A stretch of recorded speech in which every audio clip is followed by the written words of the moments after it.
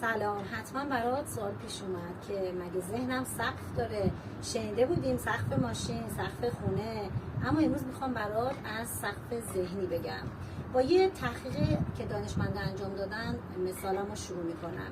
یک سری حشره‌های خیلی ریز که 3 میلیمترن و میتونن 60 برابر اندازه خودشون بپرن و دانشمندا میان توی ظرف شیشه‌ای میریزن، همونجوری که تو کلیپ میبینید در ظرفو میبندن.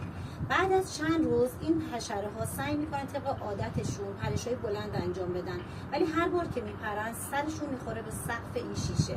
بعد از چند مدت که میان در ظرفو باز میکنن خیلی تعجب میکنن همه که دیگه اون حشره‌هایی که با اون ارتفاع میپریدن فقط تا اندازه درب اون شیشه دارن میپرن.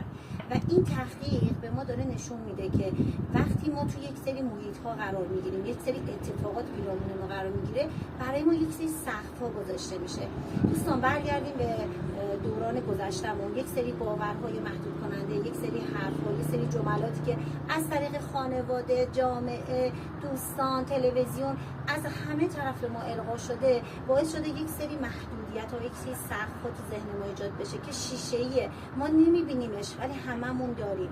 بهش میگم باورهای محدود کننده، مثل تو نمیتونی، تو هیچی نمیشی، ای دست با چلفتی، پول کثیفه، هر کی پول داره نمیدونم آدم درستی نیست و خیلی از باورهای محدود کننده که توی ذهن ما ایجاد شده به یک سقفی تو ذهن ما درست کرده.